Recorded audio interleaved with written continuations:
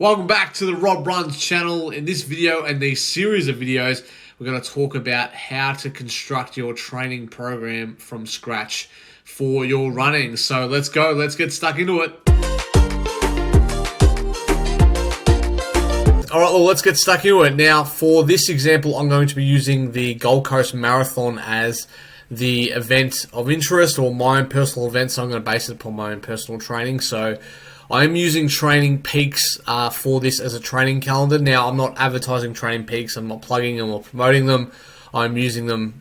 It's a good product, but I don't think it's something that you necessarily need to have, or I don't think it's a must-have for your own training, particularly if you're a beginner or you're just starting out. But I've still got some time left on my subscription, so I thought this would be a good opportunity to use it. Now, for you personally, you don't need Training Peaks, but if you have a calendar app in your phone, a normal old school calendar or a desk calendar to log your training in, then that's going to be good enough. Basically, all you need is just some way to circle the date and figure out how many weeks you have between your current date and your race date. So that's the most important thing, and then we're going to obviously work back from that. Strava is also a good one as well to log your training distances and volumes for free each week as well. So there's many free options that you can use that you'll get the similar or same effect as well. So I'm just going to use Training Peaks for this, but obviously you can go off and do whatever and replicate whatever you can using the stuff we're going to talk about. Also, for those playing along at home with some running experience, I'm a big advocate for Arthur Lydiard's style of training as well. So the things and the content they're going to put into this calendar and the programming and stuff is going to be based around his philosophy. So if you don't agree with some of his teachings or whatnot, that's fine. That's completely fine. I'm just using those examples and those sessions as a way to fill in the calendar, so you get some inspiration for how you'd like to set up your own training program as well. So I think Lydiard's stuff is good for beginners because it's sequential and it builds upon what you've already done, which I think is a nice way and corresponds nicely with these presentations we're going to go through.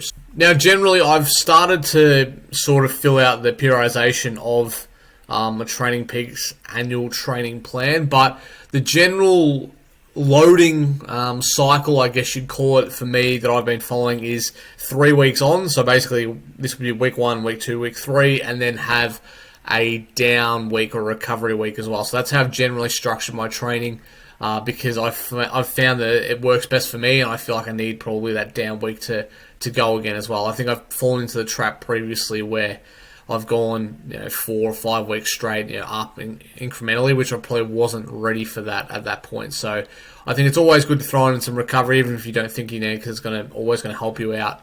And you don't think you need recovery until you actually do, believe me. So always good to be on the front foot with recovery. For me, I'm going to be planning on running 5 days a week as well, with a couple of bike sessions and strength sessions as well. So that's just for the background before we get stuck into some of the programming stuff anyway.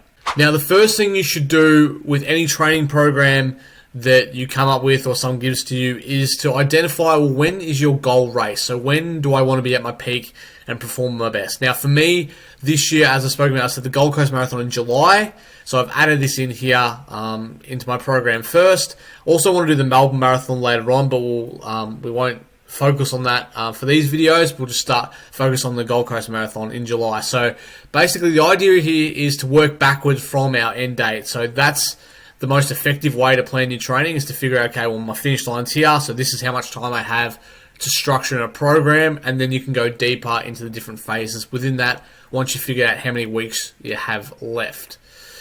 As I say, your whole training structure between now basically and then the finish line or whenever the race day is then going to be dictated by that. So what things we can work on within that time to help you get to your peak or help you get to your peak at the right time of your cycle. The second thing I would then do after that is, so see here I've got the A, B, and C races as well, or A, B, and C within the trophy. That basically means races and their priority. So an A race is obviously my number 1 race, a B race second priority, and a C race third priority. So your second thing you should do is, okay, if I want to do a marathon, maybe I need to think about doing a half marathon as well for a bit of race practice, or a 15K for some race practice as well. So it's always important that you have some race experience. You can never get enough race experience, particularly when you're a recreational or a beginner athlete as well. So what I've done then is I've identified a half marathon event, which I think will be pretty useful for me, and it works well within the timeline of when my goal race is. So I think it's about 6 or 8 weeks or whatever it is before the actual goal race. So I think that'll work well. So I've identified that, so I can plug this into my training to then build around as well. So, and again, we work back at a C race there, which is about a 15k race. So again, sequentially, we're going from 15k to half marathon to a marathon to a full marathon. So works nicely from that perspective, and there's an obvious progression there as well. So the first thing is identify your main race, and then any secondary races before that that might be lower in distance that can help you progress as a way to get some race practice and also build your distance as your training program increases as well. Now, as I said, how you structure the in-between weeks from your A race to now is, well, not necessarily up to you, but I generally like to work backwards still. So I would work back from, if we scroll down here, this is another good thing about Training Peaks, is that it has your weeks to your main event as well. So you can identify, 26 weeks, whatever it might be. That's good, gives you an idea. But for me, what I would usually do is I'd start from when the marathon is, and then I'd work backwards through the phases until where I am now. So obviously you'd have your taper, bit of a race phase, maybe anaerobic hill work, aerobic conditioning work, to work back through that. But for the purpose of these videos, I think it's important that we actually go from the start of the training program through to the race week, because I feel like you'll get more bang out of your buck if we start from the start and work through, because that's the way that our training is going to go as well. So it's going to be aerobic based work, and then we're going to move through into some race specific work as well. So I feel like as these videos go along, you'll get more of an idea as to what's going on in terms of the programming sense. So for me, in all honesty, I've got about 24 weeks of training. I know it says 26, but we'll go with 24 weeks until my marathon. So that's good. That's a good amount of training time for a marathon, particularly when you haven't had too much race experience. Now, if you're doing shorter races, 5, 10Ks, whatever it might be, half marathons, do you need this amount? Maybe not, depending on where you're at, what your event is, and what your goals are. But if you're focusing a lot on aerobic development, then you only get better over time if you train safely anyway. So I don't think that's too much of a deterrent, really.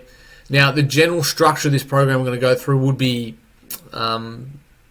be helpful for most endurance athletes, but again, that depends upon what you're doing, where you're at, the event size as well. So if you're doing shorter events, you probably want to do a bit more speed work.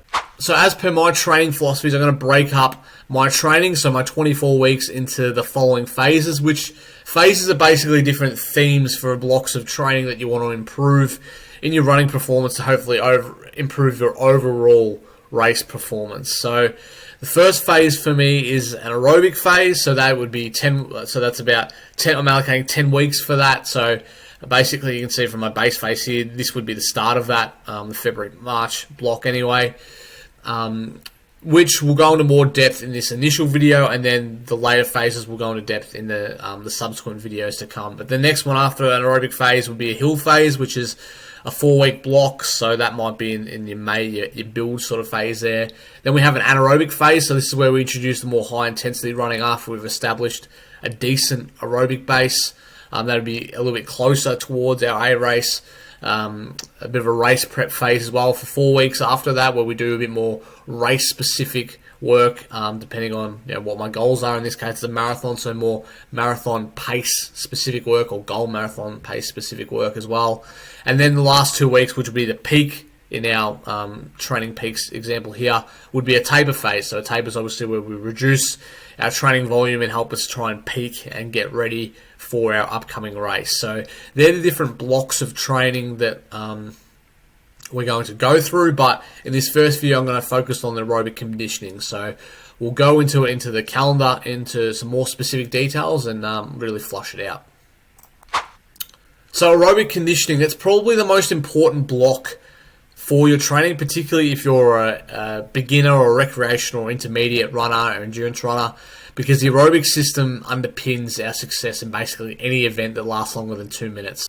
So again, the key in our aerobic block is to build aerobic capacity through a lot of aerobic work, which basically means a lot of moderate or low to moderate intensity running and minimal, if any, high intensity running as well. So not only does having a strong aerobic base make us a better runner in terms of our performance, but also helps with recovery as well. So it's wise to spend as much time here as you can in this phase, particularly if you're a beginner or intermediate runner, as it's going to improve your processes throughout, which is going to pay dividends at our faster paces later on. So if we look into the basic setup of an aerobic week, again, so this is just an example that I'm going to use, but what you should get from this is maybe the idea of how to structure your runs or the intensity at which you run them, where to position them during the week as well. So don't copy this for a verbatim. You just need to have an idea of what's required in this particular period and how that's going to set you up for the phases to come. So the basic setup will differ depending on where you're at and your ability, but for most,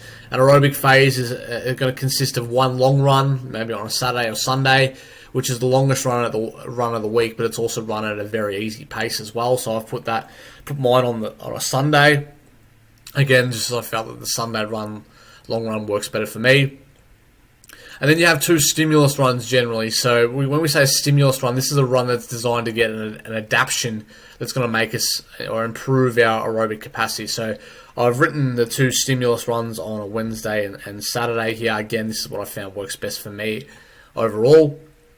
Now, the intensity of these runs, they're still aerobic, and I would say they're less than threshold, but they're of a decent intensity where you're still running within yourself, but you're running at a reasonable intensity. So I'd say you're not huffing. You're definitely not huffing and puffing.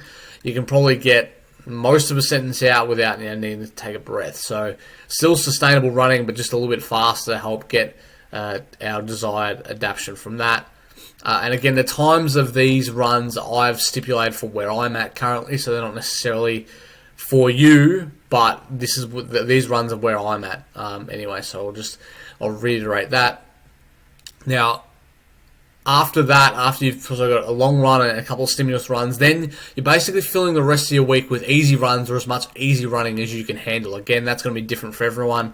Me personally, I found currently where I'm at, 5 days running is good for me, and I'll probably work up to 6 in this training block at some stage. But again, you just have to identify where is best for you. But once you've got your long run and 2 stimulus runs, then I'd fill the rest with easy running as well, or bike as well. So one of those two to get some recovery runs in, a bit of regeneration, fat burning stimuluses as well. So again, how long you make these is up to you and your ability length, but this is a good way to generally to structure these. Now, I've put the stimulus run on a Wednesday. You could probably put it on a Tuesday as well, if you've had a day off or whatnot. But just trying to separate the stimulus runs so I'm recovered enough that each one's going to be effective and I'm not carrying too much residual fatigue from the previous one. And then obviously the Sunday long run is going to be an easier run, so hopefully that will absorb what you've done or what I've done on the Saturday as well. So that's sort of my thinking behind that. Now, for your strength training as well, obviously you want to do at least one session of lower body strength training per week. Where you would put that depends on obviously how much you're running or whatever. If you're running every day, then you have to put it on a day you're running. For me personally, I probably would throw it on a Thursday or Tuesday at least once. Thursday, because then you'd have Friday completely off your legs as well. So again, it just depends on what works best for you as well. And then for bikers, so bike is a good option to take the load off your legs and still build an aerobic stimulus as well. So you could add in extra bike sessions on top of these if you'd like to get further aerobic development, as long as you keep them low intensity too. So that's also always another thought that you could throw in. Probably wouldn't touch it on a Sunday or maybe on a Saturday as well, but definitely on your days off you could probably throw in some bike as it's non-load bearing and won't affect you too much that's going to contribute to excess fatigue that you've already had from running as well. So now the key to remember from these runs is that the intensity of these should not be going into anaerobic at all, really, because that's not within this phase. You're just trying to build the foundations for the phases to come. The recovery runs, easy runs and long runs should be done at talking pace, i.e. you can get as much, or you can talk in full sentences to somebody or have a chat with somebody pretty effortlessly. And the key is basically to avoid the huffing and puffing, which will come down the track. So again, the idea is we're building our bottom layer of the pyramid to then build upon in subsequent weeks to come. Basically, if we're talking in terms of my 3 weeks up, 1 week down phase, I've just thrown in some arbitrary numbers in here so you can sort of understand that. But if we look at run distance, the first week would be, say, 65 kilometers, 5.5 hours. Again, you'd build that up again, like depending on how you build is up to you and, again, your ability. Some people obviously need to go slower than others in terms of how much they add each week. But second week I've gone 69 kilometers, which is pretty conservative, extra 20 minutes of running. The third week, so the peak week of that block, 71 Ks, 6 hours of running.